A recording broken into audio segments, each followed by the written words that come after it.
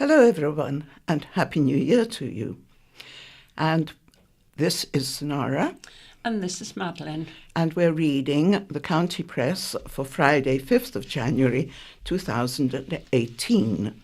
But first, there's some society news. On Tuesday, the strollers will be meeting this Tuesday, 9th of January. The stroll will be from the top of Woodvale Road in Gurnard, with lunch afterwards at the Woodvale at 12:15 p.m. The group will meet for coffee at Churchill's at 10:45 a.m. The next session of Introducing Millbrook House will take place on Tuesday, 9th of January.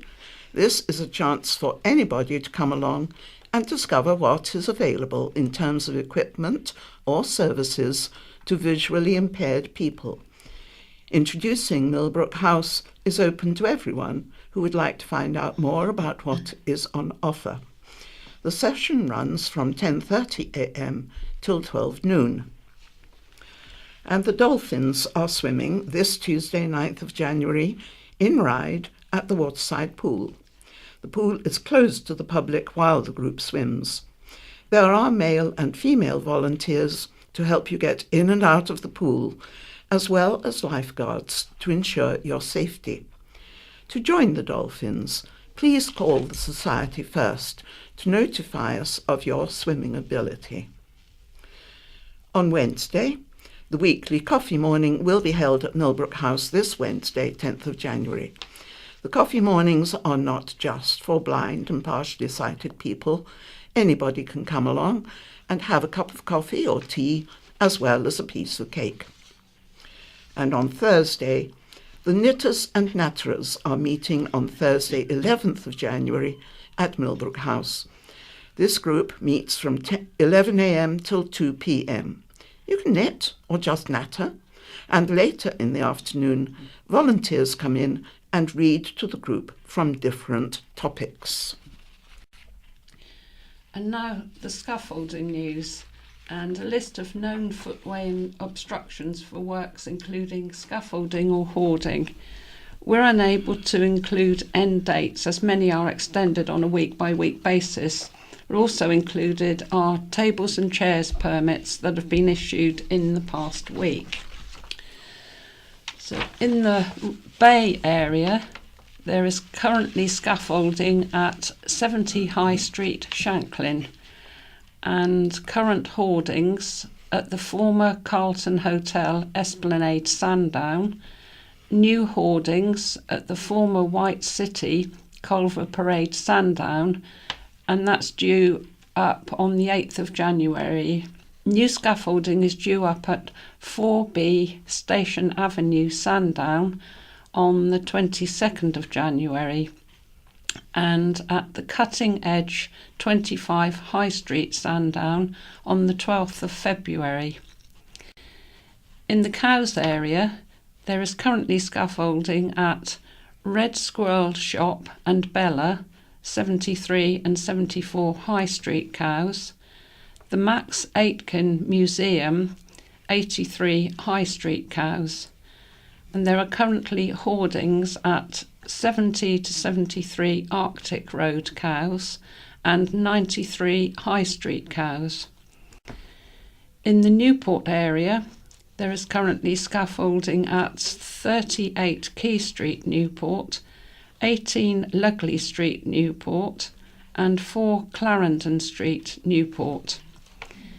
And new scaffolding is due up at Domino's, 41 St James Street, Newport, on Bowling Green Lane. That's been postponed.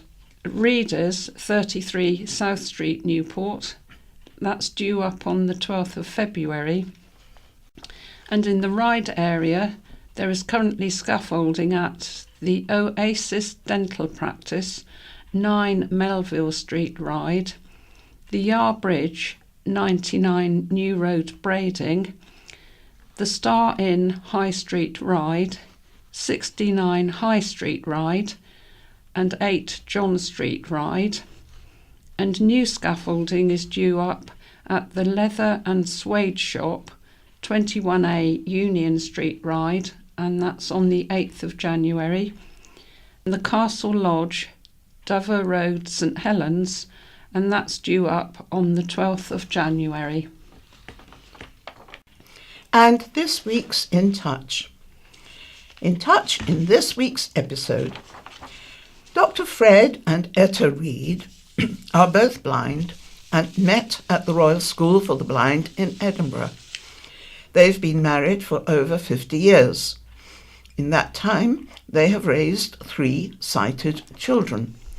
Fred was a lecturer at Warwick University and Etta was a physiotherapist in the NHS. They also set up a volunteer reader service for blind people in Kenilworth, where they both still live.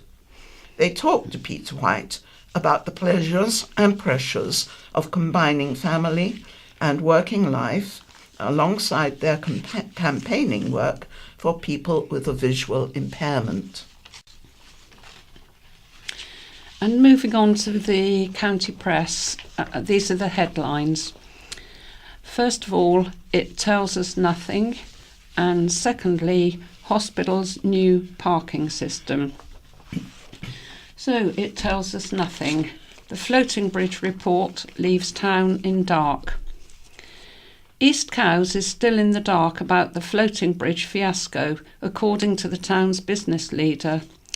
The report, published last Friday by the Isle of Wight Council, brings no clarity to the ongoing problems with the unreliable new chain ferry introduced last May. The chairman of the East Cowes Business Association, Simon Craddock, and the town mayor, Councillor Peter Lloyd, have both criticised the report for its shortage of answers as to what went wrong. The report revealed it had cost the authority a further £832,000 to maintain a link across the River Medina, while the problem-stricken new bridge was out of service. The report concluded that unfamiliarity and training time on the new £3.7 million floating bridge could have been a contributing factor to the frequent stoppages in service and the suspension towards the end of the year. There were also problems with management oversight of the project and poor communication with local residents. But Isle of Wight Council leader, Councillor Dave Stewart, denied the project was a disaster and said the service would be running properly within months. He pledged the full facts about what happened with the project would emerge. However, Mr. Craddock said, considering this latest report was supposedly written for the normal person on the street, there is no clarity within the 28 pages that says why it went wrong, who is to blame, or how this matter will be rectified. We didn't necessarily expect a name and shame document, but we deserve to know what has happened, and more importantly, what happens now. Councillor Lloyd added there had been a complete lack of governance and project management around the commissioning and building of the bridge.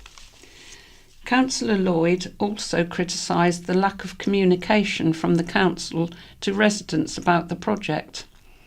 East Cowes Isle of Wight Council member, Councillor Carl Love, also criticised the report for not addressing problems encountered by people using mobility scooters trying to use the bridge. Councillor Stewart said, "This report was never intended to apportion blame or determine who was responsible. We are having legal discussions with the designers and we may end up in a legal conflict situation. We have to be very careful about what we can say.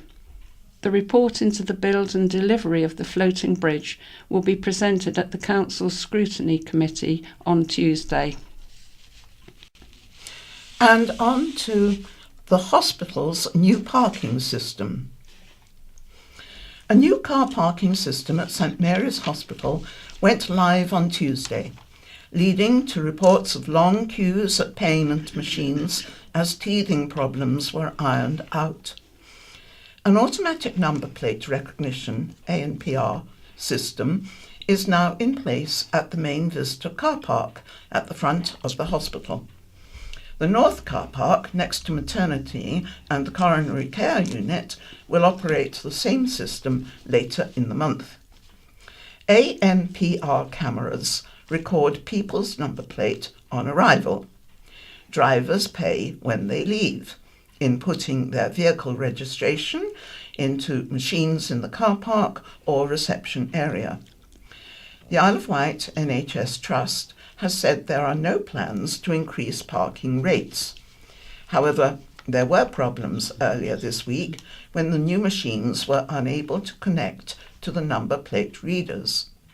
It meant visitors had to input their own arrival time for the machine to work out the parking charge, leading to queues at the machines.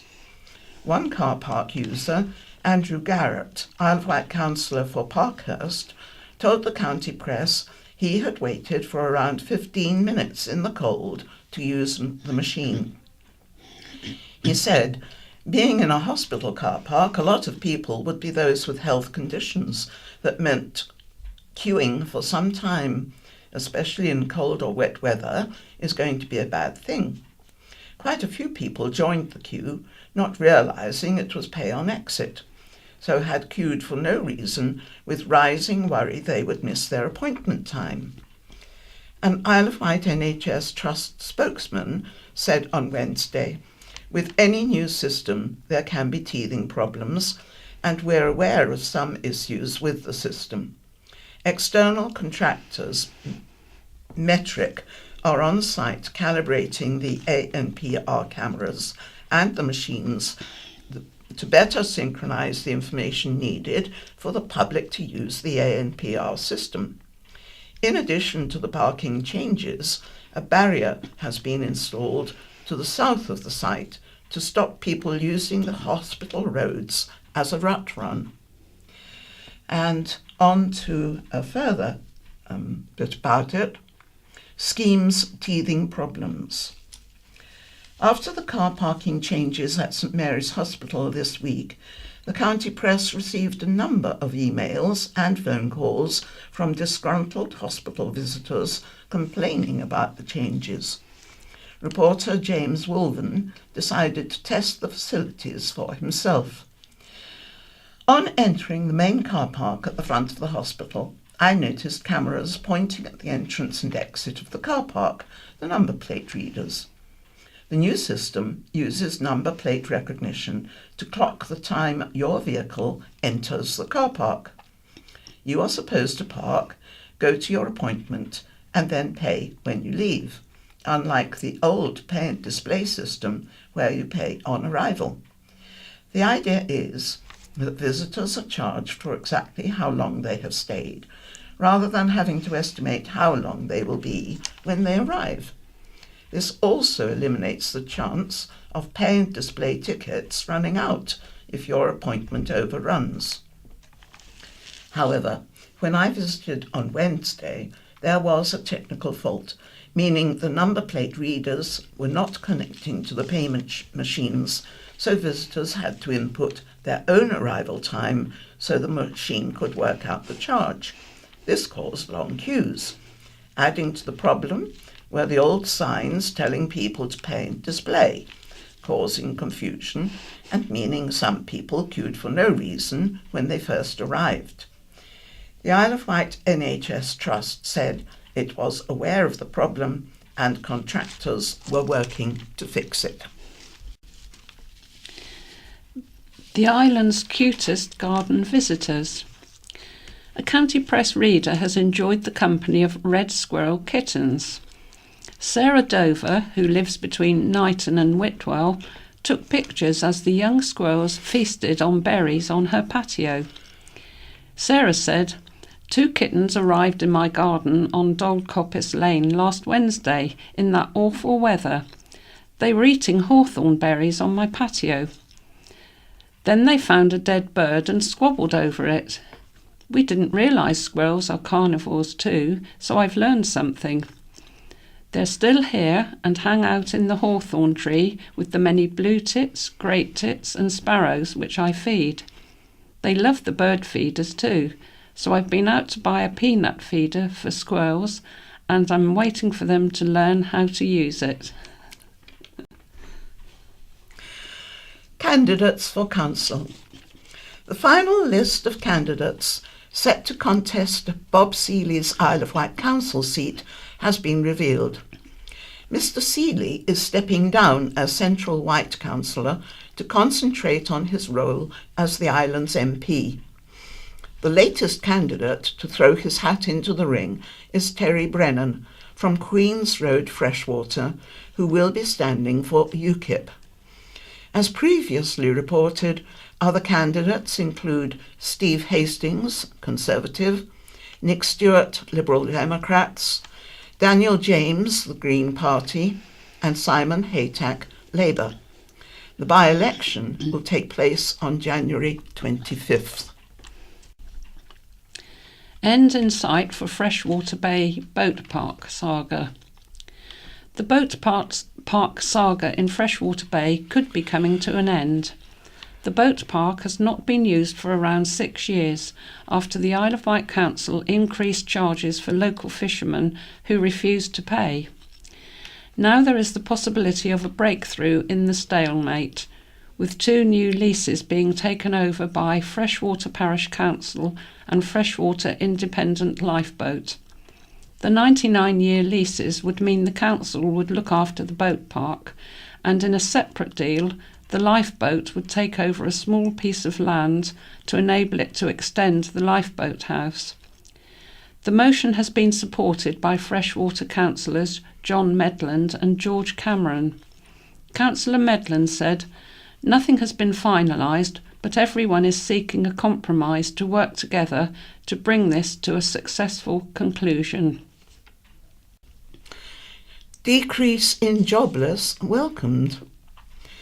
Island MP Bob Seeley has welcomed a fall in unemployment benefit claimants on the Isle of Wight. The number of people claiming job seekers allowance on the Isle of Wight in November was 1,440, or 2.4%, just under the national average of 2.5%. The number of claimants on the island is 25 lower than in November 2016, and the number of youth claimants is 55 lower than in November 2016. Mr. Seeley said, "It's good that unemployment is down a little from a year ago. We need to continue to attract jobs to the island and to make sure our people have the skills to enable them to succeed. Our council's regeneration team is working hard to develop projects that help wealth creation and jobs." Officer honoured. An island police officer has been honoured for helping those whose lives were devastated by Hurricane Irma. PC Stuart Woods was one of the team of 10 from Hampshire Constabulary and Thames Valley Police who flew to the British Virgin Islands after disaster struck in September. With no running water or mains electricity, no roof on their accommodation, and criminals on the run after the prison was damaged, the team was honoured at a ceremony for its great determination and bravery. Most days saw the team working at least 16 hours a day, and any downtime saw officers helping residents rebuild their homes. Rethink on stall plan demanded. Watchdogs have demanded a rethink over St George's Park supermarket plans. Any decision to vary the option on land next to Asda, enabling developer South Coast Leisure, SLCL, to build 2 new supermarkets, should be suspended until after a planning application is determined, and the Newport Place plan aimed at regenerating the town is completed. The Isle of Wight Council's Scrutiny Committee agreed this week. Newport Labour councillor Jeff Brodie, who called in the delegated decision made by Finance Cabinet member Councillor Stuart Hutchinson, said that the £350,000 SCL had agreed to pay for the council-owned land next to the St George's football club site it already owned would be seen as a bribe if the authority varied the option to include supermarkets as well as non-food retail and light industrial use before a planning application was considered. SCL told the county press it intended to submit an application for a retail park with one Aldi or Lidl type store this spring. Councillor Brodie said at Wednesday's scrutiny meeting, "I was in favour of Asda because my residents wanted it, but enough is enough. I don't want to see another edge-of-town supermarket as Newport goes downhill and small businesses struggle." Councillor Hutchinson denied that the decision would influence the outcome of a planning application. He said his role was to ensure the council property assets were as profitable as possible, and varying the option increased the likelihood of a quick sale. Members agreed by 5 votes to 4 that the decision should be suspended. It will now go back to the Cabinet. Morrison's revamp promises new jobs. Plans to expand Morrison's supermarket in Lake, creating 75 new jobs, have been lodged with the Isle of Wight Council. The proposed development includes a 1,909 square metre single-storey glazed extension at the front of the store, with a new entrance lobby, plus a new customer cafe, toilets and staff canteen. The supermarket would be redesigned, increasing the floor area by 1,560 square metres, as would the car park, with disabled and parent and child spaces relocated next to the entrance. A new internal access road and roundabout would be created, although the access from the main road would remain unchanged, and the area around the store would be landscaped with some shrubs and plants removed. According to the planning application, the larger warehouse and shop floor would enable Morrison's to offer a wider range of goods. Currently, it states the aisles are too narrow, the shelves are stacked too high, and there are too few checkouts. The store appears congested, particularly during the summer months and throughout the Christmas period, to the extent conditions can be uncomfortable and off-putting for customers. Aisles are cluttered due to storage of stock and replenishments that cannot be accommodated with the insufficient warehouse areas, and too narrow to accommodate the volume of shoppers trying to navigate the store. The reconfiguration of the internal layout would make it much more comfortable for shoppers to conduct their convenience shopping. The new jobs would include management roles and apprenticeships for butchers, bakers and fishmongers. A previous planning application to expand the supermarket was approved by the council in 2013 but has now lapsed. Ian's Australian Cycle Marathon. Cycling superstar Ian Gregory has taken on his greatest fundraising challenge, a 2,000-mile ride across southern Australia. Ian, who has fibromyalgia and arthritis and is registered disabled, this week set off on a 25-day tour from Canberra to Sydney, Adelaide and Melbourne. And it doesn't stop there. Once Ian and his group reach the finish line in the baking Australian heat, they plan to take part in a road race. A prolific fundraiser for Prostate Cancer UK, Ian lost his uncle, Don XL, to the disease several years ago. He has previously taken on challenges in the UK and Europe and took part in 7 stages of the Tour de France. He raised more than £4,000 last year alone.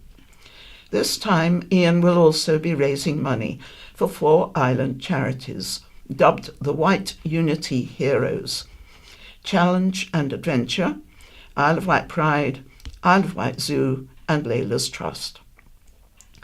The 48-year-old who runs a building firm with wife Jackie said, I don't see why I can't raise money for charity doing something I enjoy.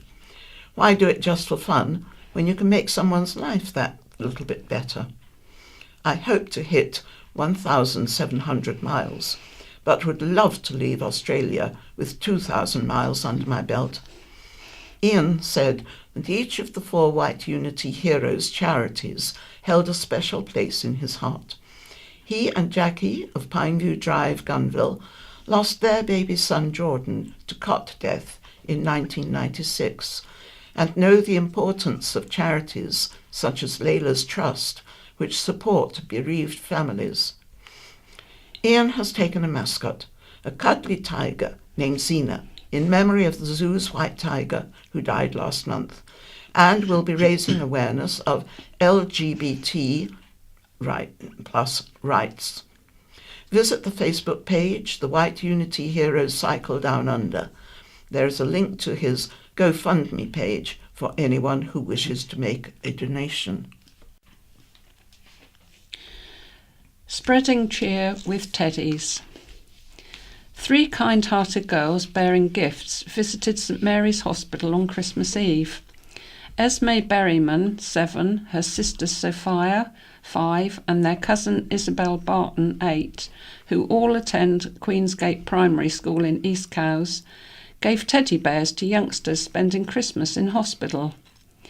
Mum, Kylie Berryman, said they wanted to do something kind for Christmas and thought giving children gifts would cheer them up. They delivered teddies to the children on the ward and left some at A&E in case any children came in later on. It was their idea and I am so proud of them. All 3 girls felt they had done something positive and knew they had put smiles on young children's faces who needed it most. More Isle of Wight Council cuts on their way. In a matter of days, the leader of the Isle of Wight Council is set to bring forward a list of budget cuts for the coming financial year. Councillor Dave Stewart told a meeting of Ryde Town Council that support for youth organisations and the Community Highways Fund were set to contribute to the list of cuts totalling £7.5 million to be considered at the authority's budget meeting on February 28th. Councillor Stewart said the controlling Tory group was publishing the proposals many weeks before the budget-setting meeting to give time for them to be debated. The 3-year youth offer of £1 million support for organisations across the island, which was made in 2014, was perhaps better suited to parish and town precepts, he said. Withdrawing the £180,000 plus annual highways fund was part of a challenging budget exercise. The fund is used predominantly to support parish, town council and community projects not included in the council's priority list. And he told town councillors the Isle of Wight Council was unlikely to give away public assets that generated income for the authority at a time when it was looking to extend its investments to generate the cash it needed. Councillors, including Julian Critchley, pointed to the Isle of Wight Council expecting towns and parishes to pay for services, including beach cleaning, for which they received none of the income generated from businesses which were leased concessions. Police need cash to fill £10 million black hole. The cost of tackling rising crime could be met by council taxpayers. Following the government's announcement, precepts should be raised to fund police budgets. Hampshire and Isle of Wight Police and Crime Commissioner Michael Lane has asked residents how much more they would be prepared to pay. Demand for police services has increased on the island, where the number of recorded violent crimes, sexual offences, house burglaries and hate crimes all increased significantly last year. Mr Lane said rising costs meant Hampshire Constabulary faced a £10 million black hole in its budget during the forthcoming financial year. Speaking in the Commons, Policing Minister Nick Hurd said commissioners could plug shortfalls by raising the police precept by £1 a month for a Band D household. Mr Lane welcomed the move but said it was up to residents whether they were willing to pay extra.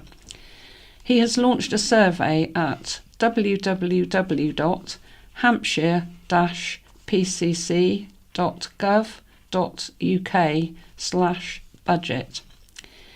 He said, "I'm delighted the Minister has recognised the need for flexibility. This has given me the option of increasing the amount paid for policing by £1 a month or £12 a year for an average household. This would help maintain and restore policing in certain areas to the levels our communities are asking for and the levels we need, as I'm advised by the Chief Constable, to keep us safer from the greatest risks of harm. The announcement is good news. It is progress, is not the end of the journey. These are short-term measures, but they do deal with options for the next couple of years. In the longer term, I plan to continue to fight for a national fairer funding formula." Chairman upset at council meeting. The chairman of Bembridge Parish Council, Councillor Marianne Sullivan, fought back tears as accusations of bullying in the council resurfaced. Questions were asked at last month's meeting about the council's decision to redevelop its high street premises. As reported, councillors have asked for a restrictive covenant on the building, which houses businesses and toilets, to be removed. It's proposed the toilets are relocated in the village hall. One member of the public asked Open Bembridge councillors, who had campaigned against the redevelopment of the building, why they'd changed their minds. She said, "If a majority of you decided you wanted to go in a different way, then explain to us why you have changed your minds. We're not stupid." Another person said there had been a lot of bullying in the council. Fighting back tears, Councillor Sullivan said, "I feel very sorry that that's what people think. It's very sad people think we're doing things in an underhand way." Disability champ Scott given BEM. A man who really has proved that learning disability should not be a barrier to making a way in life has been awarded the British Empire Medal. Scott Watkin, at just 36, is the youngest in the country to get the BEM in the New Year's Honours list. The award is in recognition not just of what he has done to overcome his significant challenges, but the fact he is helping others to follow in his successful footsteps. Not only that, but Scott of Sandcroft Avenue Ryde travels the country spreading the message, leading by example, and lecturing to learning disability professionals at the University of Hertfordshire. Scott came to the island nearly 20 years ago from Lewisham in London, having achieved GCSEs but with grades that disappointed him. "I was told by my teacher I would end up in care, but I was very determined," he said. "I am now married, live independently, and we have a 3-year-old daughter. I will continue to make sure people with learning disabilities have a voice and show them they can make a difference." The BEM recognises Scott's tireless work in the disability community. Scott now fights for better eye care for his peers in his job with national charity Seeability. He travels throughout the country talking to people with disabilities, giving support, advice and information on how to look after their eyes. Adults with learning disabilities are 10 times more likely to have a sight problem, and Scott has a condition called keratoconus, twice corrected by corneal graft surgery. Scott also holds positions on the board of Learning Disability England. He is a fierce advocate for people with learning disabilities having the same rights as everyone else. His family and Scott are both thrilled and proud. Scott's mum Rosemary said, "I would never have thought Scott would get this much recognition for his work. I have seen him grow in confidence, and he works very hard to give people with learning disabilities a voice. Scott said, "I'm surprised but really excited and honoured to be awarded a British Empire Medal. I would like to thank everybody who has supported me, especially my colleagues at Seeability. They believed in me and knew that my learning disabilities would not stop me being able to do a good job." Seeability Director of External Affairs, Paula Spinks Chamberlain, said, "We're so proud of Scott for all he has achieved. He's rightly been recognised for his outstanding commitment to improving the lives of people with learning disabilities, in particular to make sure no one needlessly loses their sight.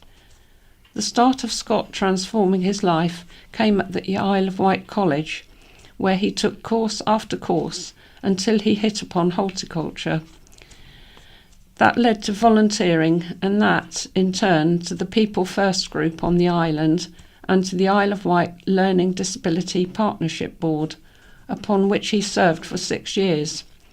In 2009, he took the role of National Director for Learning Disability with the Department of Health, and then his career took off. Now the particular challenge is to make sure social care cuts don't prevent people getting the care and support they need to succeed in life, he said. Attack on staff at hospital. A Sandown man visiting his sick partner at St Mary's Hospital head-butted 2 security staff when he was asked to leave. Ryan Bentley, 22, of Fitzroy Street, admitted 2 assault charges when he appeared before Island magistrates last Friday. At around 12:30 a.m. on December 11th, Bentley was at the hospital visiting his girlfriend, the court heard. The hospital has a policy which bars people from visiting patients after midnight. Bentley was asked to leave by staff but refused, and security were called. They attempted to reason with him, but he again refused to leave, said Vivian Ducey, prosecuting. Bentley head-butted the male security guard and tried to bite his arm. He then head-butted the female guard using the back of his head. Representing Bentley, Keith Verinder said his client did not want to leave his partner's side. He said he was very concerned. He didn't want to leave her. He didn't know what the hospital policy was. Mr. Verinder added that Bentley suffered from Asperger's syndrome and post-traumatic stress disorder and reacted in an aggressive way when touched. He added, he is sorry about this now. He was emotionally upset and in a stressful situation. Bentley was sentenced to a 12-month community order and told to complete 60 hours of unpaid work. He was also told to pay £85 costs and an £85 surcharge.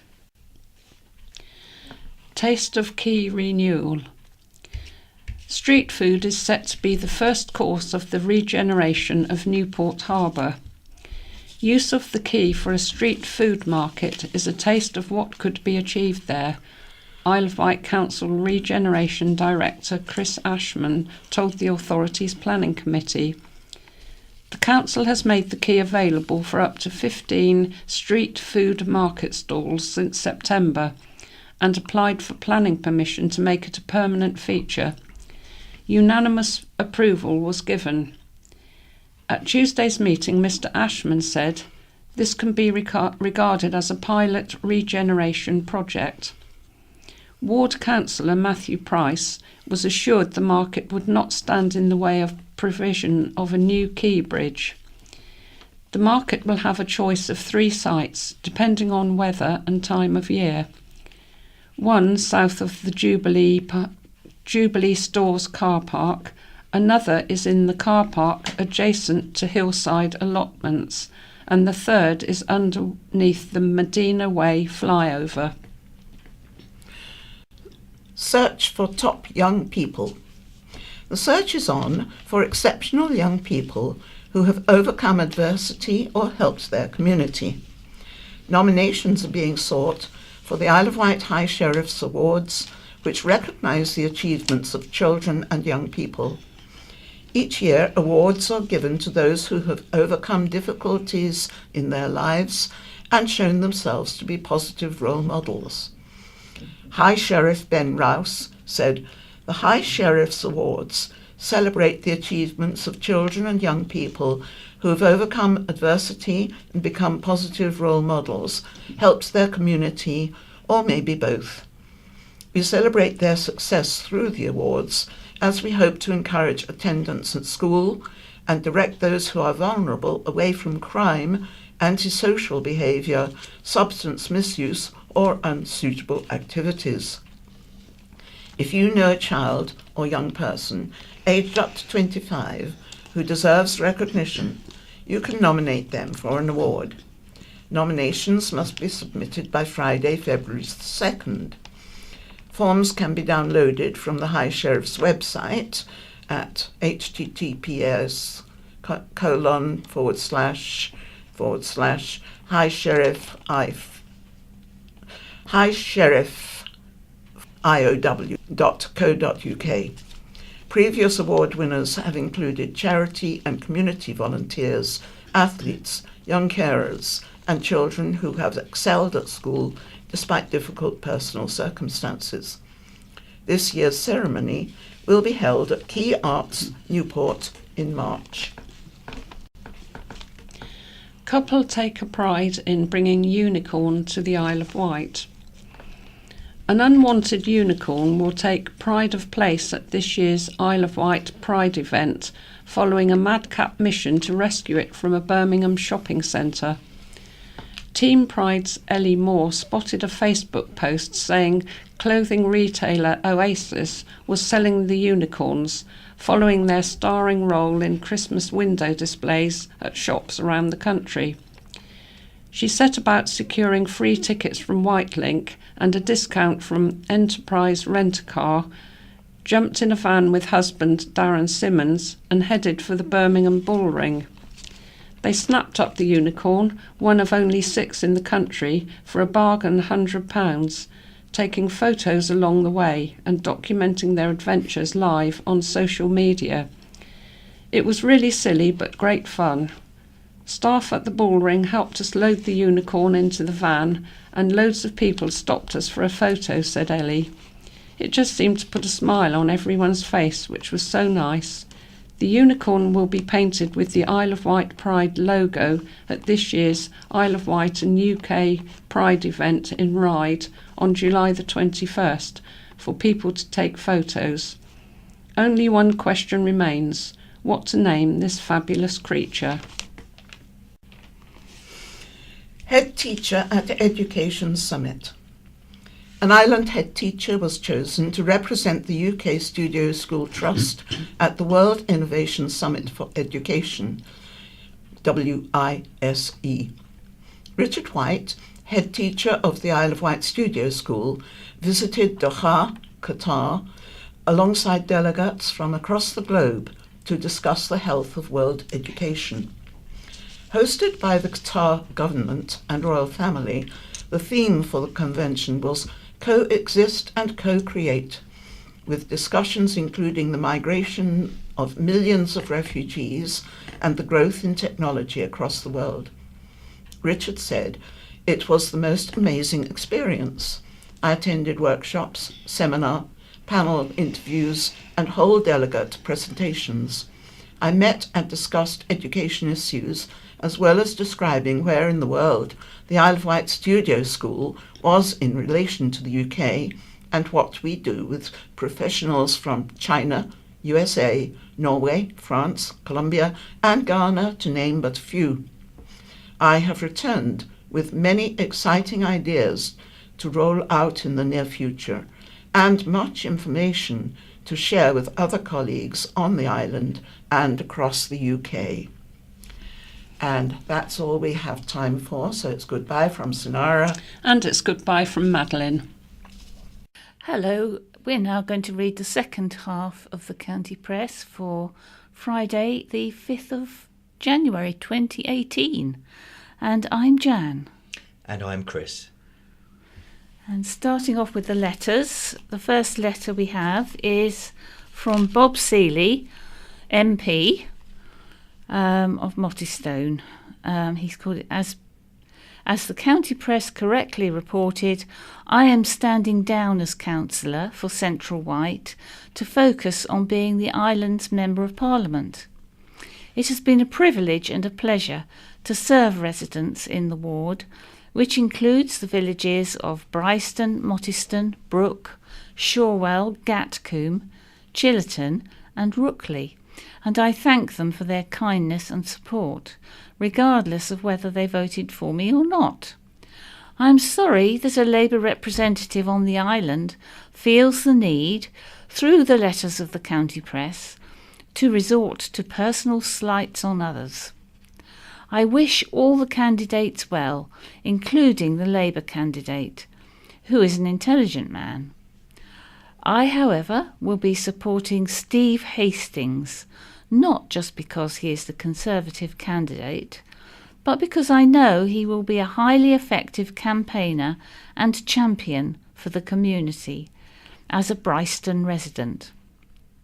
More generally, I hope that everyone in public life will play their part to raise the quality of political debate on the island. Given the coarsening of public debate in recent years, this is more important than ever. Whoever gets elected needs to help deliver a better future for the island. I have a letter from Sally, Lady Grills of Bembridge.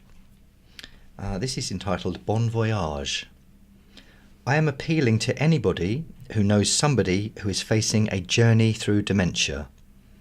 I hope readers will respond to this request that the word be spread about the following good news. Brittany Ferries have generously put together a full board package invitation. We are all invited to partake in an inclusive weekend break to the historic town of St Malo, Brittany, over the weekend of January 19th to 21st. Anyone can join me, my family and friends on board the beautiful flagship the Pont Avon. This charity mini-cruise will benefit the dementia charity Dance for Life UK. From $99.95 per person for car, driver and passengers, Brittany Ferries are offering a 2-night overnight full board stay on the Pont Avon. The price includes an informal 4-course French food dinner on the return from France to Portsmouth on the Saturday evening. There are no hidden extras. My co-hosts, former High Sheriff Ron Holland, Barbara Stevens, CEO of Dementia Pathfinders, and Joe Robertson will welcome everyone supporting this charity cruise. Further details and bookings at www.brittanyferries.co.uk/DFLCMC or telephone 0330 159 7000, quoting DFLCMC.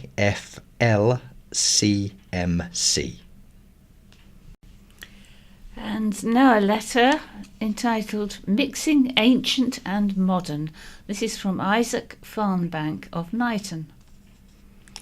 As a young volunteer at the Isle of Wight Steam Railway, I was concerned to learn that there are plans to have heritage services operating alongside regular trains on a highly successful and growing railway.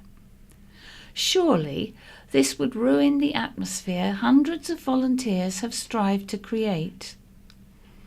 A nostalgic steam train with steam heating leaking out of the frames of historic carriages, and then a modern engine? Hardly a heritage experience. Of course, expansion of the island network is very welcome, as it will create jobs, encourage tourism, investment and regeneration. It is also encouraging to see our MP actively progressing his ambitions, although at early stages. And so, with some disgust, I read County Press reader Mr. Peterson's comments. Somewhat arrogantly, perhaps, he brands this proposal as a completely implausible and ridiculous hobby project for rail enthusiasts. Is it just rail enthusiasts who will benefit from increased tourism, for example, or less congestion? I fail to see any government offering funding to reopen some of the lines closed in the 1960s just for a hobby project.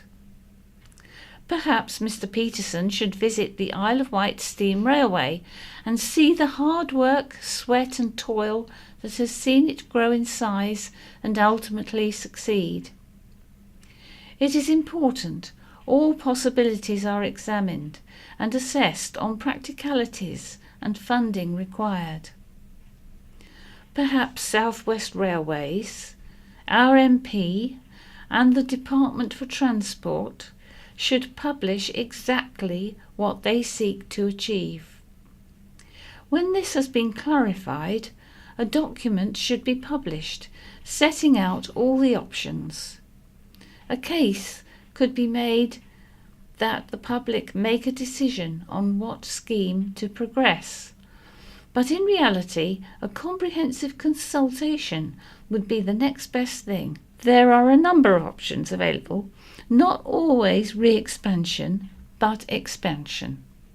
Great potential for the island's rail network. Let us hope that it is realised, and realised sustainably and in good time. We don't want more poorly maintained stations or trains on our hands. The interests of all parties should be respected and taken into serious consideration. In addition, the opportunities available need full exploitation, such as a line to Cowes from either Ryde or Newport, or a coastal route from Shanklin to Ventnor. It is important to note as well that I am representing my own personal views and not necessarily the Isle of Wight Steam Railways. Marion Draper of Bembridge writes, Jake Harrison is quite right in pointing out the futility of making New Year's resolutions we have no realistic likelihood of keeping. However, here's one we can all make that is easy to keep, costs nothing but a few minutes of our time, and will have a huge impact on our well-being. Let us all resolve to keep the roadway in front of our home, school, shop or place of business clear of litter. We are truly privileged to live in a very beautiful place, but seeing it despoiled by litter is dispiriting. Perhaps 1 or 2 minutes a day is all that is needed to keep it clean and to make us all feel happier and proud of our island home. And now looking back, we go back starting off 100 years ago, January the 5th, 1918. The Isle of Wight War Agricultural Executive Committee urged island farmers to follow emergency legislation to use part of their land for growing crops or face penalties.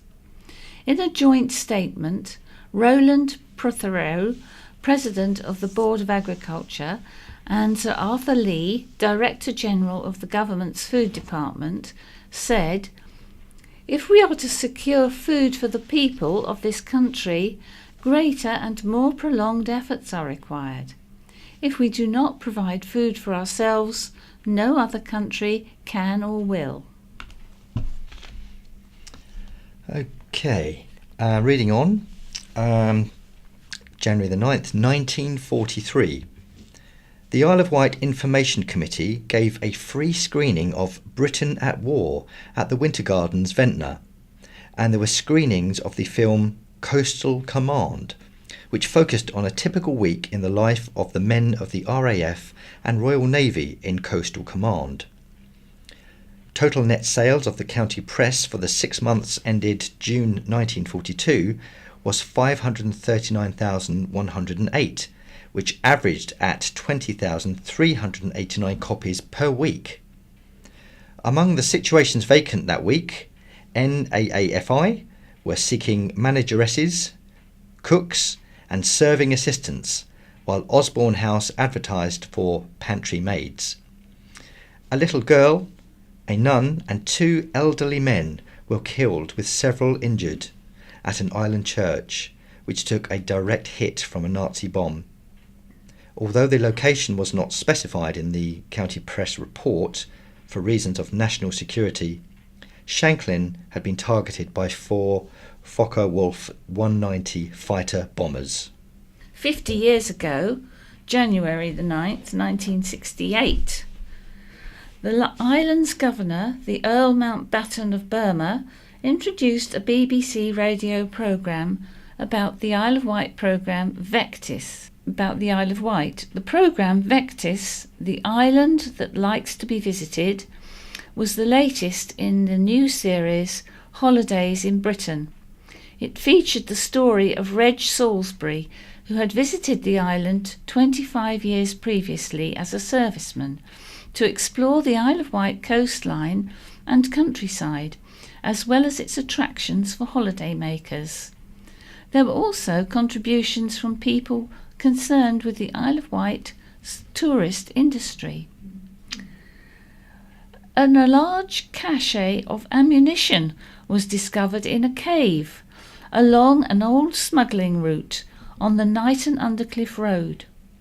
Bomb disposal experts flew from Salisbury to Sandown Airport to inspect the ammunition. It was taken to a nearby field and detonated. 25 years ago, January the 7th, 1993, in the wake of a reshuffle at the long-established Upper Chine School Shanklin, the island's newest school, Priory School, opened in Lake. The independent, co-educational Priory School took over the office block at the former temperature factory on Lake Industrial Estate. Personnel and equipment from Cowes-based oil pollution experts Vekoma International were involved in the Shetland Isle battle to prevent one of the world's largest slicks devastating the coastline. Within hours of the 89,000-ton Liberian tanker Brea running aground, Vekoma equipment was rushed to the scene. And 10 years ago, on January the 4th, 2008, Southern Vectis warned of a 15% rise in bus fares following a fare review. It meant the cheapest single fare was set to rise from £1.30 to £1.50, but there would be a freeze in prices for commuters. Record numbers braved the chilly conditions to take part in the traditional Boxing Day swim in Ventnor. Finally, 10 years ago, a group of volunteers gave up their Christmas to provide those without companionship over the festive period the gift of friendship. Ventnor Community Projects provided an open house for residents who would otherwise have been alone on Christmas and Boxing Day. And there's a photograph of Ingrid Grice, Rob Shooter and Ian Marshall, and at the back, Pat Allen and Sammy Mitchell. Looking over now at Wight Memories. The headline is 2 of Newport's characters. Brian Greening looks back at a bygone Newport and 2 of its local characters at a time when football could be played on the fire station forecourt. After I recently bemoaned the loss of local characters, I was recently alerted to 2 more who were Newport town regulars in my youth. This was an elderly couple, brother and sister, Tom and Emma Beard. Emma was around 9 years older than Tom, and they lived in a tiny house opposite the gates of the old cattle market in South Street. These were times before any state handouts, so the couple added to their meagre weekly income by purchasing a couple of gallons of paraffin from Mr. Neat, whose shop was in Lower St. James Street, and then bringing it home and selling it in quantities of a pint to their neighbours. It should be remembered many houses were without the benefit of electricity and used paraffin lamps as a means of indoor lighting. Indeed, in my childhood home, there was no electricity until 1951, replacing gas lighting that came from those most delicate gas mantles. Tom and Emma were an extremely religious couple, and they could often be seen sitting outside their house with an old trumpet-horned gramophone playing records of hymns and gospel singing. School pal John French lived in nearby Abraham's Court and later Prospect Road, and he recalled at Christmas he and a few of his school pals would go into the couple's front room and sing Christmas carols, and be rewarded with an apple or orange or even an old penny. Imagine such things going on today. But Tom and his sister really were a harmless old couple. In later life, Tom could be seen pushing his older sister around not only the town, but the island in general in a wheelchair. However, the time came when Tom had a stroke, and Emma was then said to have vacated the wheelchair she had occupied for several years and be seen pushing Tom around.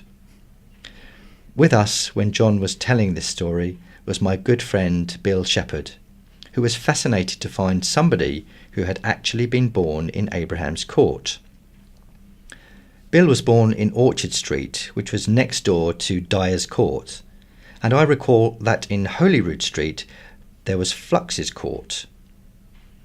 Almost next door to Abraham's Court there was Wells Court, the name giving glamour to what were often blocks of poor houses in groups of 3 to 8. John recalled Abraham's Court was simply 3 houses that shared a common water tap and toilet, and the houses lacked gas or electricity. He said things came to a head literally in Abraham's Court when an old pensioner who lived in one of the houses one morning pulled the chain in the toilet and the cistern fell on his head. Many of these residents of such poor housing were eventually moved into the newly built Prospect Road around 1934. John and his parents did not leave Abraham's Court for Prospect Road until around 1939, when it was demolished to make way for the new fire station. Even though their new home had a bath and electricity, the latter only provided 3 lights downstairs. Apparently, electricity upstairs was considered a luxury, and the council could not afford it.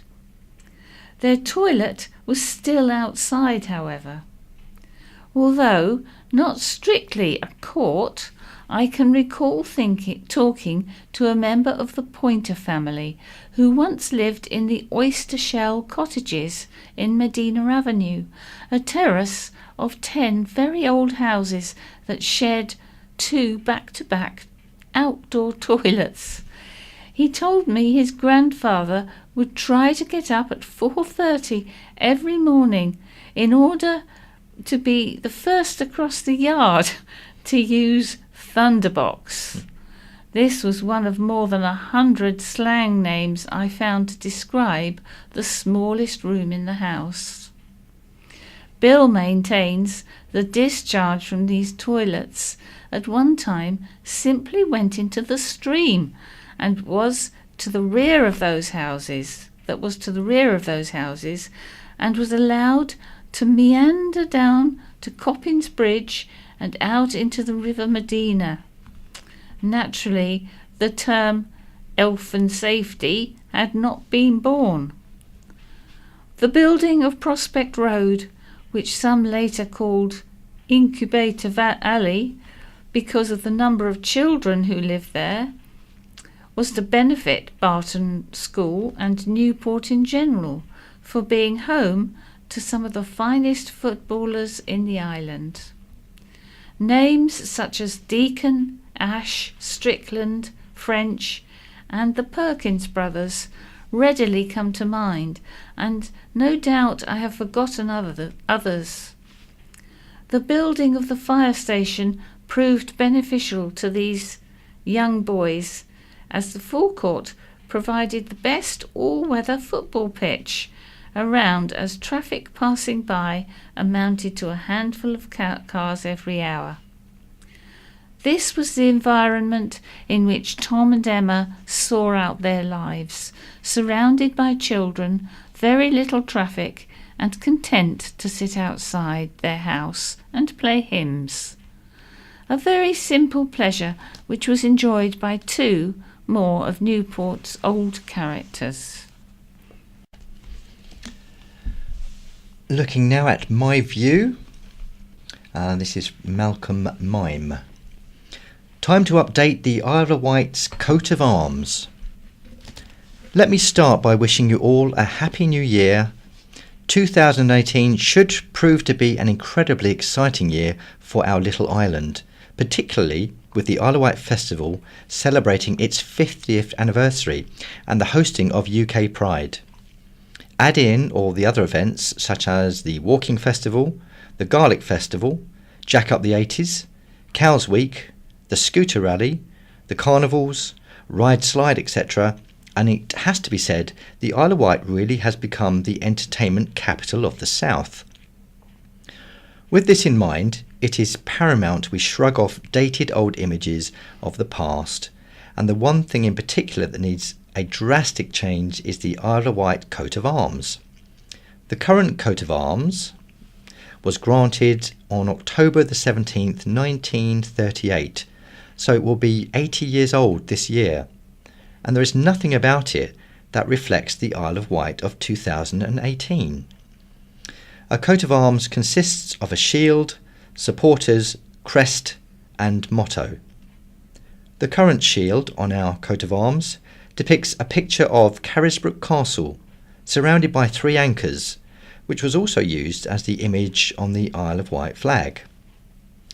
We replaced the castle and anchors image of our flag in 2009 with a modern looking diamond and waves, so it would make perfect sense for the image used on the flag to become the shield in a new coat of arms.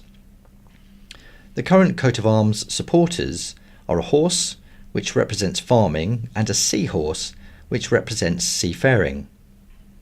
The island is now better known for music festivals than for farming and seafaring, so we should replace the horse with Jimi Hendrix and the seahorse with Mark King, both with guitars in hand. With Hendrix being left-handed and King right-handed, it gives a perfect balance. The current crest is a knight's helmet and a crown, but the helmet didn't really have any relevance in 1938, let alone now, so we should replace both the knight's helmet and the crown with a scooterist's helmet. And if we have it embossed with the Union Jack, it would show we are part of the UK. And so to the motto. The current motto is, "All this beauty is of God." Which God? There are hundreds of them, and in this day and age not many people believe in any of them, whereas in 1938, if you lived on the Isle of Wight and weren't Anglican, you were burnt at the stake for being a heretic. The Isle of Wight Council could hold a competition for islanders to come up with a new motto, although on reflection we would probably end up with Eily McIsleface, so perhaps that's not such a good idea after all. As I have come up with some great ideas for the shield, supporters and crest, I shall finish off the coat of arms with my own motto, and tempted as I am to go for Little Britain, I will instead go for the Mark King lyric of "Stay with the groove till the sun goes down." Right then, that's all sorted. Hopefully Dave, not the Barbara Gaskin one, Stuart, or someone else in authority at County Hall, will read this article and get my new design submitted to the College of Arms for their seal of approval. And Rebecca Roncaroni writes also, New Year's resolution, no thanks. Alfred Lord Tennyson said, Hope smiles from the threshold of the year to come, whispering, it will be happier. And is this kind of self-delusional optimism that leads to unrealistic expectations and ultimately feelings of failure? New Year resolutions. That time of the year, post-Christmas and New Year's partying, when we are young and know no better, vow to lose weight, give up smoking, stop drinking alcohol, eat healthier. Remember to be nicer, kinder, work harder, be better than the pathetic specimen we all secretly suspect we are. A YouGov poll taken in January 2017 found that January was a notably good month for Britain's gyms. Floods of new members sign up with the intention of getting in shape before giving up by the end of January, often without having cancelled their membership. A previous study found that Brits were wasting £37 million a year in unused gym memberships. What a waste! The reason, of course, is the New Year's resolution. With the first week in January now behind us, YouGov research has found that slightly more than 1 in 5 Brits, 21%, have made vows to themselves. Women were more likely to have made resolutions than men, 24% versus 17%, while younger people were more likely to have made them than their elder peers, with 33% of 18 to 24-year-olds and 23% of 25 to 49-year-olds having made resolutions, compared to just 15 to 16% of 50-plus-year-olds. What interests and amuses me is that by the age of 50, 85 to 86%, i.e. most of us, have given up entirely on making New Year's resolutions. My reckoning is because that by that age we have worked out for ourselves they simply don't work. If ever you find yourself thinking, I would be happy if only I lost 2 stone, didn't have a saggy bum, got an A-level in Spanish, then you're deluding yourself. In my humble experience, happiness and contentment come from acceptance. Accept the fact you aren't the perfect weight, height, shape, hair colour, and that sometimes you are less than the perfect person. In other words, you're human. According to Business Insider, 80% of New Year's resolutions fail by February. Are we surprised? Obviously not, by the time we reach middle age. Life is too short to constantly compare and contrast ourselves, find ourselves wanting and resolve that we will radically change our lifestyle simply because it's the beginning of the year. Change happens when we're ready, not when the calendar dictates. It's a state of mind, not a date. Writer Anais Nin said, I made no resolutions for the new year. The habit of making plans, of criticising, sanctioning and moulding my life is too much of a daily event for me. This is a New Year's resolution I aim to keep. Far healthier for us to feel in control of our decisions than allow them to be made by an arbitrary date, surely, she said. Behind the News by Laurie Little, and this is Taylor's tale of how she fought back against crippling pain, and the title of the article is Gluten Poisoned Me, but I had no idea until I was 18. Imagine living your whole life knowing you're not as healthy as other people, being tiny, pale and constantly tired, but not knowing why. Ride woman Taylor Revere, 22, has written a blog about her journey to being recently diagnosed with celiac disease, something that she has had a huge impact on her life. Here she explains how gluten poisoned her throughout her childhood and how she is facing the future. When I was little, I was really little. I was pale, small, and stick-thin. I was inches shorter than all of my friends and promised a growth spurt that never came. My eyes were constant dark circles, and I was always sick. I didn't know it, but I was suffering from celiac disease and would live with it undiagnosed until I was 18. Celiac disease is a lifelong autoimmune disease which causes the body to react to gluten, found in wheat, barley and rye, as if it is poison. Whenever a person with celiac disease eats gluten, their immune system responds by attacking the small intestine. The resulting symptoms can range from mild to severe and include vomiting, diarrhea and weight loss, among other things. There is currently no cure. Instead, those with celiac disease must follow a strict gluten-free diet. The condition is not uncommon. Around 1 in 100 have it in the UK. However, only around 24% of those with the condition have been diagnosed. Unfortunately for me, my symptoms landed on the more severe side of the scale, and they had done since birth. My parents recall a baby who would not stop screaming as soon as she started solid foods. I was tested for everything under the sun, and eventually, for some reason, the doctors settled on liver mites, and that was it. Except it wasn't.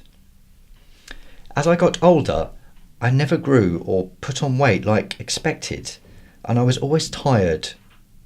I also experienced periodic bouts of sickness that involved torturous, never-ending, inexplicable pain, vomiting over and without so much as a pause for breath, and endless nights spent suffering.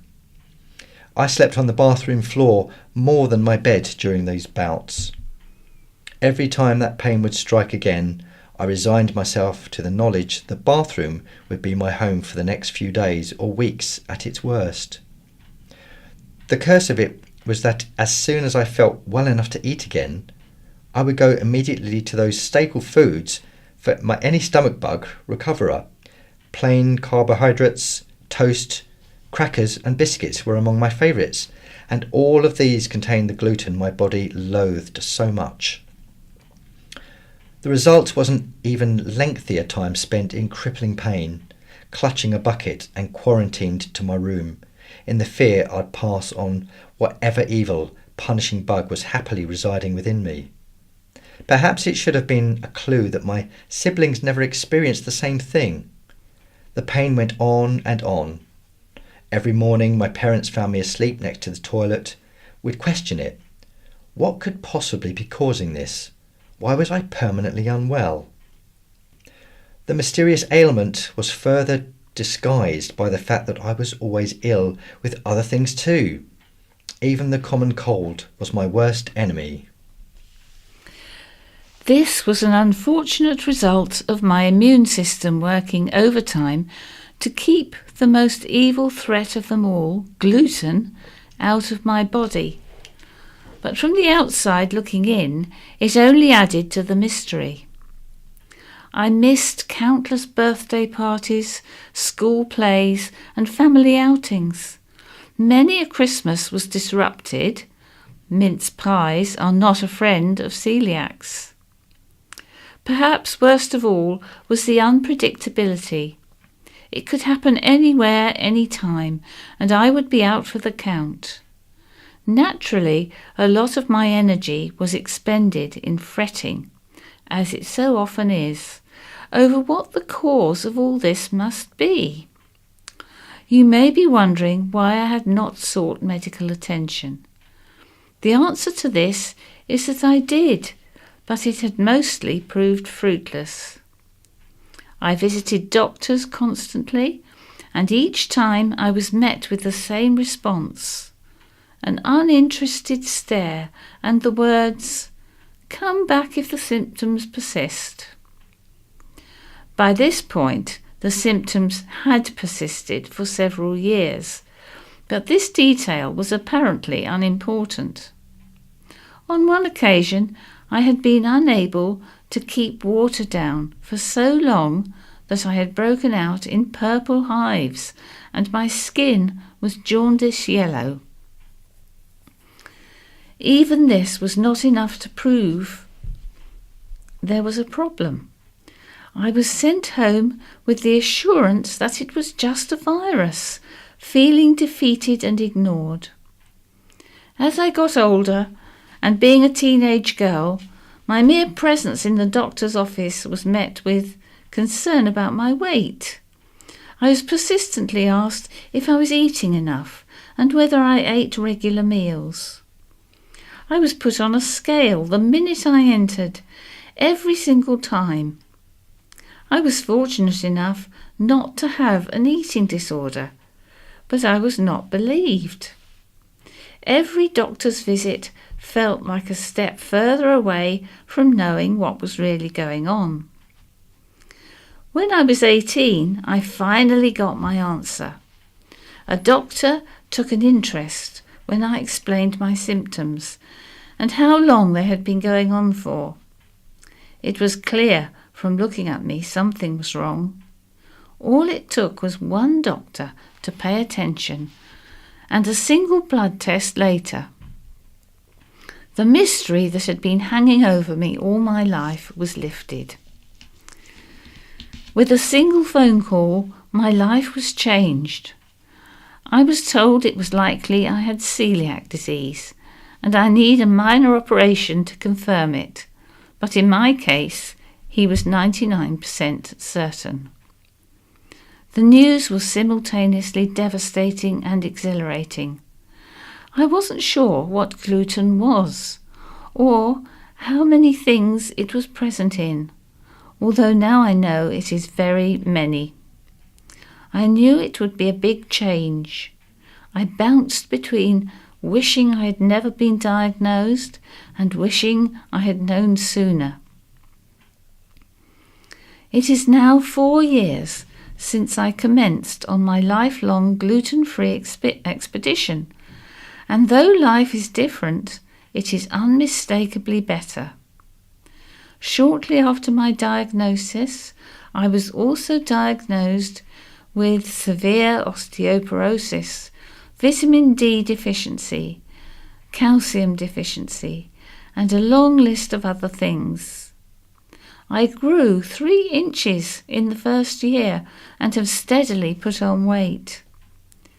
It's been an arduous journey which involved cutting out 70% of my diet, taking supplements, and accepting the process of healing is ongoing and not instant. But it has been immeasurably worth it. My day-to-day life is now almost unrecognisable now compared to what it was. Luckily, celiac disease is diagnosed far more often now than it used to be, so there should be far fewer celiacs in disguise in the future. But there is always room to improve. Hopefully, the future will hold fewer kids missing their school play or studying through crippling pain as a result of a treatable disease. I will definitely be writing more about my experience as a celiac in my next blog posts, as it is a big part of who I am. Taylor is currently studying for a BSc in psychology at the University of Exeter and hopes to start a career in writing. Follow Taylor, who describes herself as life's #1 fan, at taylorrevert.wordpress.com. Celiac UK is a charity which supports sufferers. They can be contacted on the helpline 0333 332 2033. I'll start with the Off-Key Community Choir, a fun singing group aimed at people aged 18 and over who think they can't sing. We'll be meeting again at Shanklin Methodist Church on Tuesday, 6:30 to 8 p.m. Song choices are varied and interesting. Only £1 a session. Contact Sue on 07917 764 190 or Judith on 07736 151 632. And there's a Shorewell Singing Day. A singing day is being held at Northcourt, Main Road, Shorewell, next Saturday, January the 13th, between 10 a.m. and 4 p.m. Ride Chorus will be singing some old favourites, as well as Mendelssohn's Hymn of Praise. Tickets to be booked in advance are £5 from John Harrison on 740415. And can you bring your own lunch? The Isle of Wight Asthma Swim Group offers you free Sunday swims at Medina Pool, 12 till 1 p.m, every second Sunday in the month. For all asthmatics and their families, you can contact them on 564 356. And bingo for dialysis unit. The Prince of Wales pub Newport is hosting lunchtime bingo session and raffle in aid of the kidney dialysis unit at St Mary's Hospital, Newport. The event is on Sunday from 2 p.m. Anthony Horowitz thriller set for Shanklin. Mind Game, a psychological thriller from the pen of Anthony Horowitz, creator of Foyle's War, the BBC's New Blood and Alex Rider, is coming to Shanklin Theatre.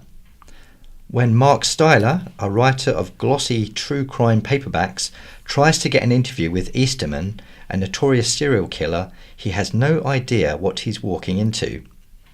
First, he has to get past Dr. Farquhar, the quixotic head of Fairfields, the asylum where Easterman is kept. But soon he discovers nothing is what it seems. Who is the mysterious Borson? Where did he get the meat in the fridge? And why isn't the skeleton in the closet? Anthony Horowitz has written more than 40 books, including the best-selling teen spy series Alex Rider, which he adapted into a movie. Anthony is also an acclaimed writer for adults and was commissioned by the Conan Doyle estate and Orion Books to write 2 new Sherlock Holmes novels, and most recently was commissioned by the Ian Fleming estate to write the James Bond novel Trigger Mortis. Angela Brown Limited, in association with Tabs Productions, will present Mind Game at Shanklin Theatre from Wednesday, April the 4th to Saturday, April the 7th. And that's all we've got time for. So it's goodbye from Jan and it's goodbye from Chris. This is the BBC. This is In Touch, the magazine programme for people like me who are blind or partially sighted. I'm Peter Wight. Thanks for downloading this week's edition. Last year, Dr Fred Reid and Etta Reid received a joint honorary degree from Warwick University. It was for their services to the community, Kenilworth, where they live. It could hardly have been more appropriate. They've known each other for well over 60 years, been married for more than 50 of those, and they ran the Readers Service for other blind and partially sighted people in the area, and still do. They've been doing that for 40 years, a major reason for the award. They've brought up 3 sighted children, pursued a range of interests together, from outdoor activities and sports to music and the arts, while following demanding careers. Fred as a historian, university lecturer and author, Etta as a physiotherapist in the NHS. And as if that weren't enough, they've both been tireless campaigners on behalf of blind and disabled people. So, what better way to start a new year on In Touch than with a programme to mark their achievements and their partnership. Fred and Etta, first of all, how did you meet? Well, shall I see? First, I'll introduce us. You see, one of the things we were very curious about was who would go jump first. in first. That's right. Well, I recall being taken into the Latin class at the Royal Blind School in 1952, wasn't it, Etta? Yes, I think it was 52. That's right. I'd never done Latin before, so I had some catching up to do. So the teacher asked me to come and sit at the front. And behind me there was this girl that I thought had a very nice voice, and I rather fancied her. And I thought, I must get to know her. And how old were you then? You were both... Just going on 15. Right. And what did you think of him, Etta? Well, to begin with, I thought he had a very strange voice. I mean, I was a Glaswegian as well, but he kind of... I talked down my nose, in that Glasgow way at that time. Well, he was, not very nice. That will be intriguing to people who will think, blind people, surely they must go on The Voice. That would be very... Yeah, that's right, you do go on The Voice to begin with. Yeah. But then I discovered that it was very interesting. And the Latin teacher went away on a course, so every time we were supposed to have Latin, Fred and I talked all the time. Talk. And to begin with, he was speaking about the anatomy of the eye, because he had recently gone blind. He had detached retina. And of course I'd been blinded in a road accident, but I didn't know anything about the anatomy of the eye. It's not very romantic stuff, this, is it? No. That came later. No, this... I won't tell you too much about this that. was in the classroom. Right, you had to keep it clean in the classroom. That's right, yeah. That was it. I think it's clear from what you've both achieved that I talked about that you're both strong characters. So where did the balance of power lie in those early days, or perhaps now as well, do you think? I think in balance we were pretty well equal, I think, because the first thing that really struck me about Etta was she was very musical. You know, she was, at that time she was just beginning to do grade 6, and she was preparing to play a Bach Prelude and Fugue at the Edinburgh Festival, not the International Festival, of course, the Edinburgh City Festival. She was entering in that class, and she got a merit, didn't you? Because this is grade 6 piano, yeah? Grade 6 piano. Yeah. And she was a very, very good pianist and a good singer as well. And I'm quite susceptible to music, so that attracted me very much. Tell me a bit about the school, because you were at the Edinburgh Blind School. What was that like? Well, it was a very Victorian institution. You know, the Victorian society was far from dead in Britain in general, but especially in Scotland. And you just were not allowed to get at all close to one another. The rule was you can talk, but you can't touch. And Etta used to sing to me, please keep your distance, 6 feet is your distance, because you know my resistance is low. That was a bit of a come on, Etta, wasn't it? No, not really. But of course we found ways of subverting the rules and the attempts to keep us all apart. We had dancing, we could get together in the library. That's where we first actually clicked. It was in one of the library sessions, I remember. But as I say, it was very much on the basis that you could talk. But if you were seen in making any kind of amorous advance, you were up on the carpet the next day, and by God, you got it hot. And obviously that was partly because they were kind of afraid, presumably, of what might happen. But was there also this sense of blind people, you know, it not being a good idea, even in the long term, for them to get together? Oh, yes. I mean, I was always being lectured by the head, and one of his lines was, the most important decision, read, that you will take in your life as a girl you should marry, and I would hate you to have to be committed to marrying a blind girl. It was made very clear to you that that was not in your best interest, and I just thought it was daft. I couldn't see the point of it. You met at 15, you married at 26. What kept you? Well, that was basically study. I mean, we were in school till we were 20. I mean, that's something that people would find hard to imagine, I think. We married at the first opportunity we had, which was in 1963, when I had just gone to Oxford to start my PhD studies, and Etta had just qualified as a physio. We talked about headmasters' disapproval. Well, what about your families? Etta, what about you? Well, have I hit a nerve? My father used to come every week and take me out. And he'd take me out for tea and buy me all sorts of nice things and all that. And he didn't like the idea that I was going with this person who was rather left-wing. Oh, so it wasn't his blindness, it was his politics. No, it was being left-wing. Talking about the Communist Party. And no, he didn't like that.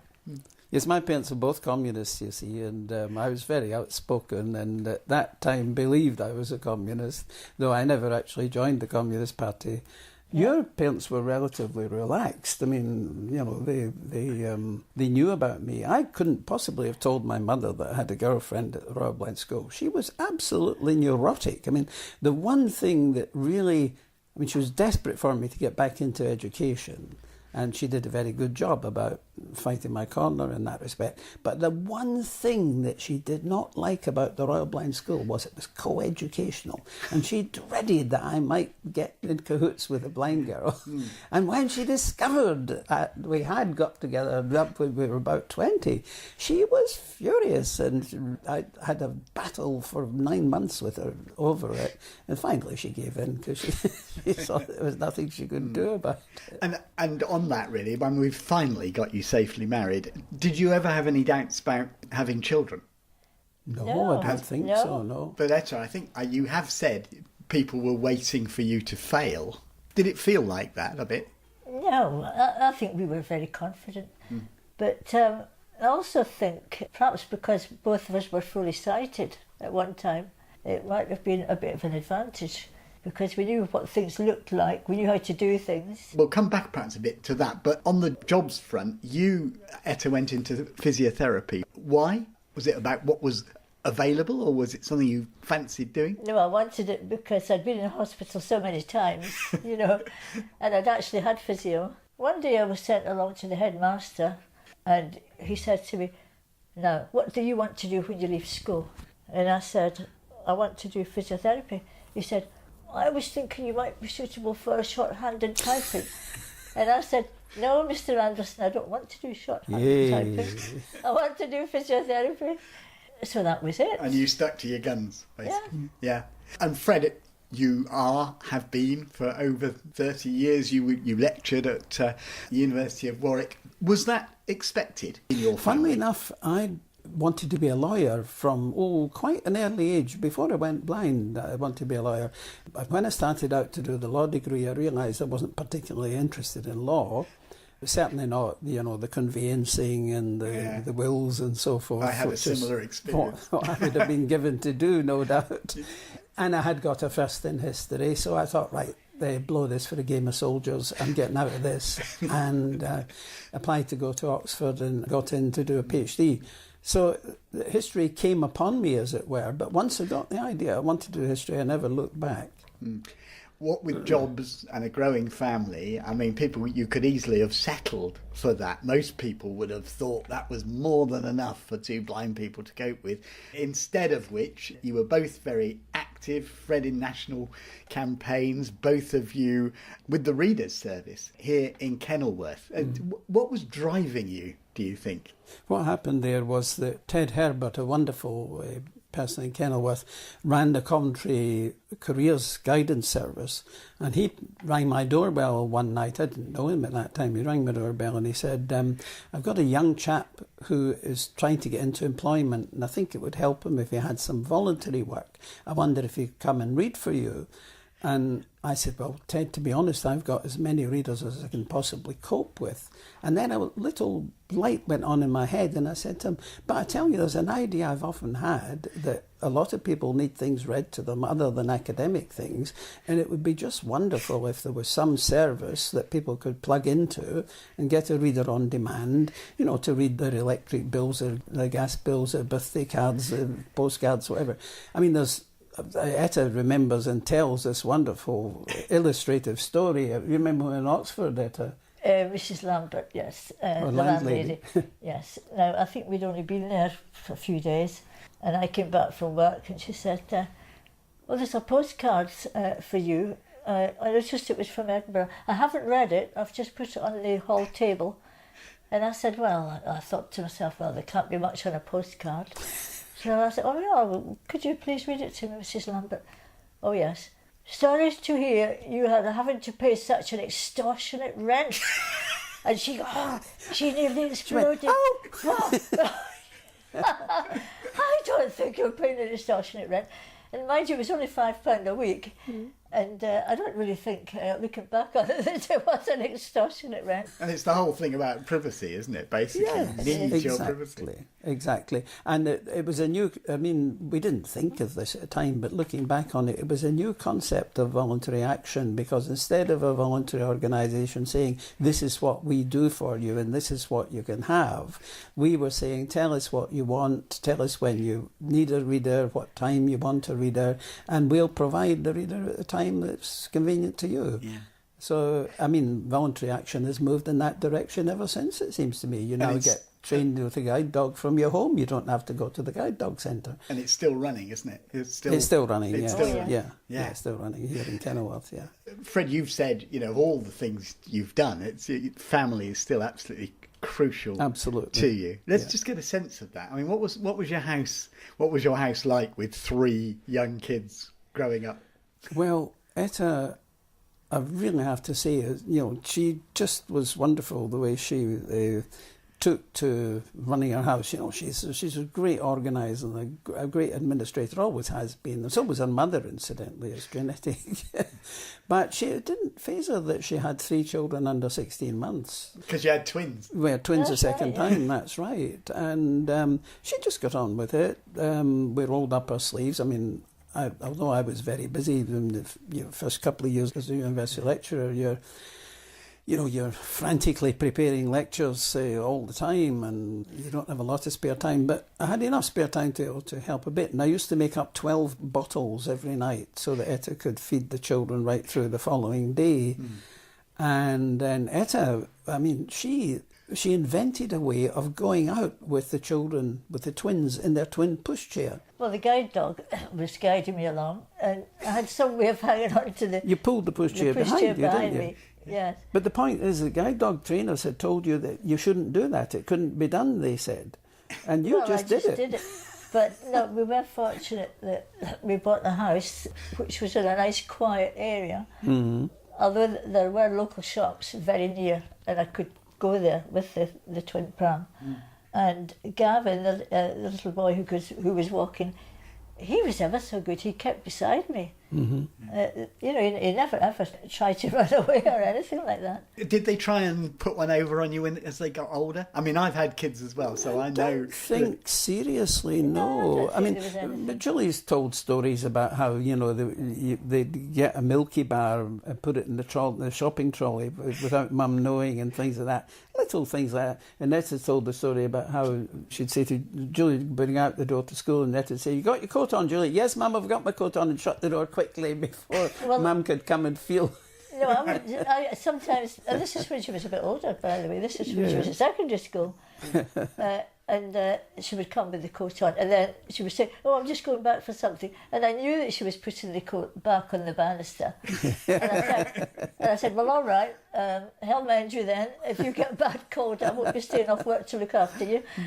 Yeah, that's right. Yeah, it's one of those things, I mean, sometimes people think very odd things about blind people, but one of the things that people are always amazed about when I talk to them is about couples who have, blind couples who have kids. They just don't seem to be able to get their heads around it. Do you understand that, Etta? No. I don't either. No, I don't. No. I mean, they're always going on. One of the questions they ask you over and over again, it must have been awful not to see your children. Now, of all the things that are lovable about children, millions of them, the things they say, the things they do, well, yeah, of course you'd like to see them, but just go on about this one as though, with some sort of permanent sadness when you're actually full of the joys of parenthood. And people used to tell us how beautiful they all were. Yes, that's right. And they were all fair-haired and blue eyes. You don't pine and think, oh, I wish I could see them. Yeah, fleetingly you might think that. Well, we could imagine what they looked like.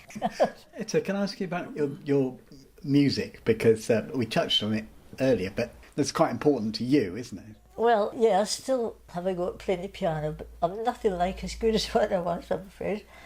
I did grade 8 when I was at school, and sometimes I didn't have a piano available. When I was away in London, and when we first got married, we didn't have a piano. But somebody was going off to South Africa, and he said, "Oh, we've got a piano, you can have that." So that was terrific. So we had this piano given to us, which we had for quite a while. Yeah, we had it for years and Fred years. brought me a 40 new years one. or so. What was it? Was it It's for your special? 40th wedding anniversary. I bought That's you a new right. piano.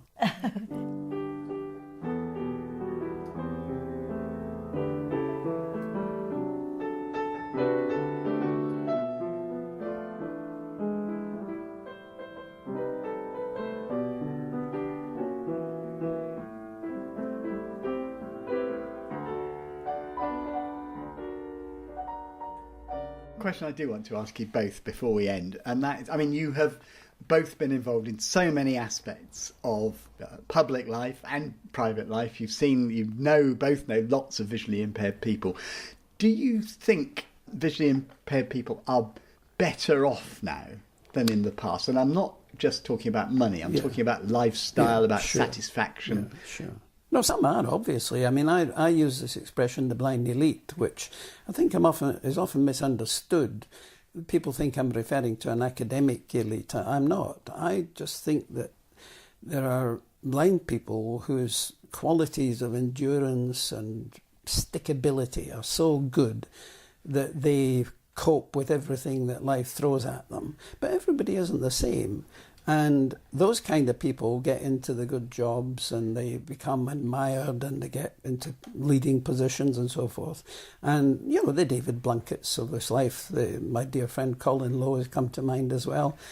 But the majority of blind people are actually, A, the majority are old, B, of the younger groups, the majority have additional impairments, often intellectual disabilities, and life for them, I think, is a pretty hard struggle, and they are not perceived by society as, you know, these remarkable people who do these remarkable things. They are a hidden majority who are kept out of sight and get a pretty hard deal. I always say, if you live long enough, you see progress, but God, you have to live a very long time. Well, you two have obviously lived a long time, enjoyed each other's company for a long time, and thank you very much for talking to us. Fred and Etta Reid, thank you.